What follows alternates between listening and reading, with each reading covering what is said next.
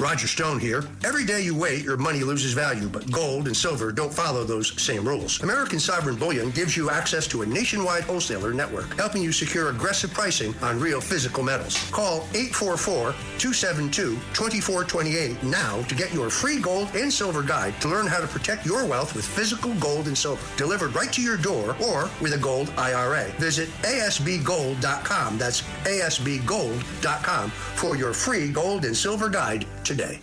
Sunday morning. Well, who is calling in today? JT Foxx, the Canadian-American businessman. He's in real estate.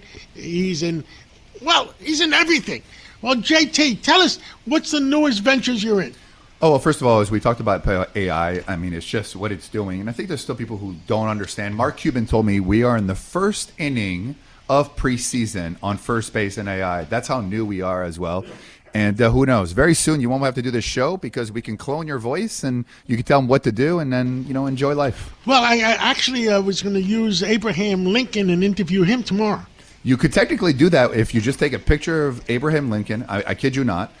Like, type in what you want to do and he voice talks. You can bring anybody back to life. But how can they do it? Because Abraham Lincoln, is there any real voice indication? So it would have to be somebody that existed so AI could do the research on what his voice sounds like. But if no one knows what his voice sounds like, then you can put any voice because no one knows what it sounds like, and you could say that's the voice.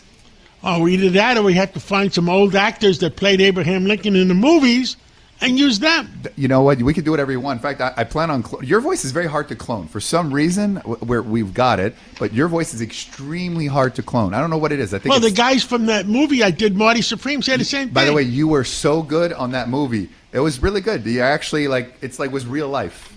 It's exactly what you do in real life. You know why I was so good?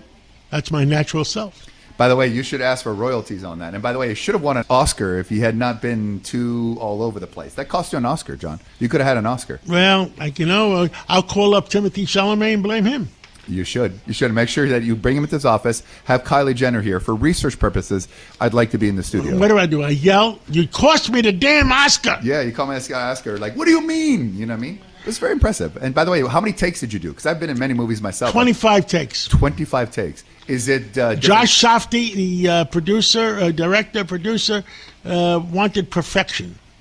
Wow. Now tell us what you're doing now. Well, first of all, I dropped into your office here very, very, very late. In fact, you're probably the only one working on Sunday in the office, probably the only one working. And we were talking about what are the next three big jobs that are happening right now. And I think there's a lot have to do in New York City when you walk through the streets. Trades, AI is not going to replace that. And plumbing, HVAC, electrical. Anything that AI cannot replace, you're going to see in New York City because I'm seeing a shortage all across the United States as well in the world. And until immigration laws open up where we can bring people from other countries to fulfill that, you're going to see your cost of your plumbers, your electricians, and now electricians make a lot of money with all these data centers. I mean, I know some of them making $350,000 to $400,000 just to be an electrician. And then plumbing is nobody. In other words, there's a shortage of electricians. Well, plumbers as well. Nobody's going to plumbing school. You talk about my book. You know what I tell people? I tell people the fact is, if you are the best in something, then you're gonna do well in life. Of course. So you got to pick and say, what do you want to be the best in? But there's some things you want to be. You could be the best baker. I guess unless your brand is, it's not going to make a difference, right? So a lot of people they say, well, this is what I love. But you also have to have leadership. And if you're the best baker in only one bakery, you're not going to do that good. Well, let me ask you. What do you think? But if you have leadership and you're able to open up 5,000 bakeries, then you're going to do well. I'm curious. What are you the best at? What do you think that you're the best at? I'm a good learner. In other words, I usually become better than my teachers. I will say this, I'm knowing you very well. Number one, you're probably the most common sense person I've ever met. And number two, you know how to stay in the middle and go whatever side as long as it's common sense. And you are a bridge to any relationship. You're with a few people. You know what I tell politicians? What? How do you pick a subject that you're going to talk about? If 80% of the people say, that's common sense, then that's what you do. The problem with common sense, it's not as common as you and I think. That's the problem. So let's get on with the interview. All right, so number one is trades. Number two, this is going to surprise you, AI employee designers. Someone comes into your radio station. You're like, listen, there's a lot of admin stuff. My people are being bogged down.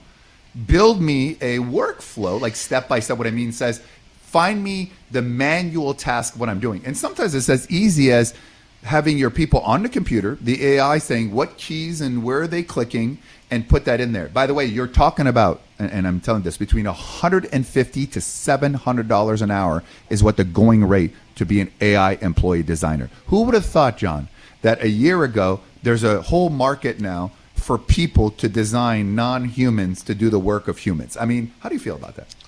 I feel that,